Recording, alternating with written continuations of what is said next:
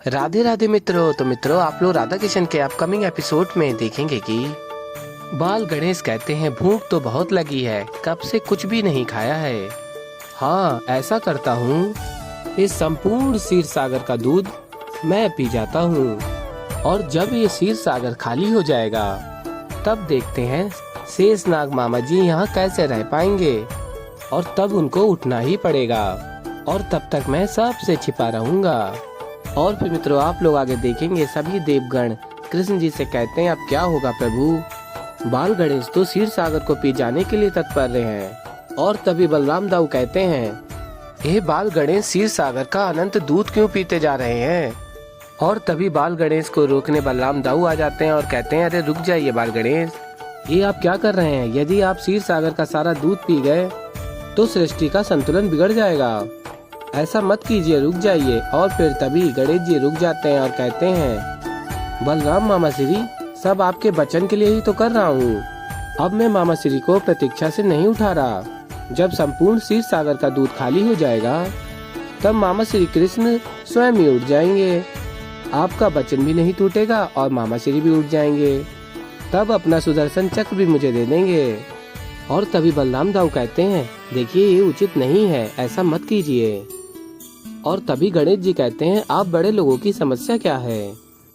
पिताश्री को त्रिशूल देने में समस्या, मामा श्री को सुदर्शन देने में, आपको मामा श्री को जगाने में, और जब मैंने उपाय खोज लिया है किंतु आपको इसमें भी समस्या।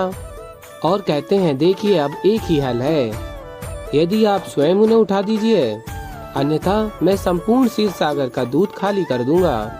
तभी बलराम दाऊ कहते हैं, बाल गणेश, मैं तो आपसे लड़ भी नहीं सकता, मैं क्या करूं। और तभी और देवगण भी आ जाते हैं और कहते हैं, बाल गणेश, मैं आपसे सभी देवी देवताओं की तरफ से विनती करता हूँ, कृपया क्षीर सागर का दूध मत पीजिए। और कहते हैं, बाल गणेश, आपको समस्त सृष्टि के बारे में सोचना चाहिए। और तभी बाल गणेश कहते हैं, आप लोग चिंता मत कीजिए, मैं क्षीर सागर का दूध सदैव के लिए नहीं लूंगा। जैसे ही मामा श्री कृष्ण उठ जाएंगे मैं पुनः दूध लौटा दूंगा क्षीर सागर में। और तभी देवगण कहते हैं, बाल गणेश, इस प्रकार नारायण को उठाना उचित नहीं है। और तभी बाल गणेश कहते हैं, आपके नारायण अर्थात मेरे मामा श्री ने ही कहा था, मैं कुछ भी खा सकता हूँ, कुछ भी पी सकता हूँ। और तभी बलराम दाऊ कहते हैं, अरे बाल गणेश, कान्हा ने तो ऐसे ही प्रेम बस कह दिया होगा। और तभी बाल गणेश कहते हैं, बलराम मामा श्री, आपको क्या लगता है मामा श्री श्री कृष्ण ऐसे ही कुछ भी कह देते हैं। नहीं, उनकी बात का अवश्य ही कोई अर्थ होता है। और फिर बलराम दाऊ कहते हैं, देखिए बाल गणेश, अगर आपने अपना हट नहीं छोड़ा तो मुझे और अन्य देवगण को कठोरता से आपके साथ व्यवहार करना होगा। और तभी देवगण भी कहते हैं, बाल गणेश, आप हमको अत्यंत प्रिय हैं, हम आपको दंड नहीं देना चाहते। और फिर बाल गणेश कहते हैं, आप सब मुझसे बड़े हैं और मुझे आपकी बात अवश्य माननी चाहिए। ठीक है, मैं यहाँ से चला जाता हूँ। और फिर मित्रों, आप लोग आगे देखेंगे कि बलराम दाऊ भोजन करके क्षीर सागर में विश्राम कर रहे होते हैं। और तभी बाल गणेश क्षीर सागर का सारा दूध पी जाते हैं और कहते हैं, बड़ा आनंद आया, अब मामा श्री को उठकर मेरे पास आना ही होगा और तब मैं उनके पास से सुदर्शन चक्र ले लूंगा। और फिर आगे आप लोग देखेंगे बलराम दाऊ कहते हैं, ये कैसे क्षीर सागर खाली हो गया, अवश्य ही बाल गणेश ने सारा दूध पी लिया होगा। किंतु इतना सारा दूध बाल गणेश अकेले पी गए। और कहते हैं, बाल गणेश ने ये उचित नहीं किया, बाल गणेश ने सभी देवताओं की अवज्ञा की है। अब उन्हें अपनी दिव्य दृष्टि से ढूंढने के अतिरिक्त और कोई विकल्प नहीं है।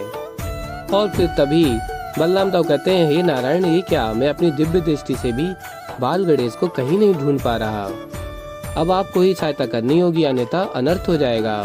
कुछ कीजिए नारायण, अब बाल गणेश को ढूंढना ही होगा, क्षीर सागर को भरना अत्यंत ही आवश्यक है, अन्यथा नारायण जग जाएंगे और मेरा वचन टूट जाएगा। किंतु मैं अब क्या करूं। और तभी कृष्ण जी की आवाज आती है और कहते हैं, बाल गणेश को ढूंढिए, शेषनाग निभाइए अपना वचन। और फिर आगे आप लोग देखेंगे कि कृष्ण जी दाऊ से कहते हैं, बाल गणेश शक्तिशाली हैं, तो आप क्या किसी से कम है शेषनाग, आपके भी तो सहस्त्र फन है, सहस्त्र नेत्र हैं। यदि आप एक छोटे बालक को ढूंढ नहीं पा रहे तो कौन ढूंढ पाएगा।